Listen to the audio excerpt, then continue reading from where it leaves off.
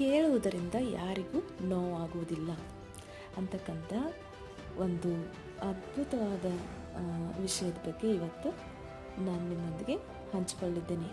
ನಾನು ವಿಮಾನದಲ್ಲಿ 35,000 ಅಡಿ ಎತ್ತರದಲ್ಲಿ ಹಾರುತ್ತಿರುವಾಗ, ಅಂದರೆ ನಾನು ವಿಮಾನದಲ್ಲಿ ಇದ್ದೀನಿ ಅಂತ ಅರ್ಥ ಅಲ್ವಾ.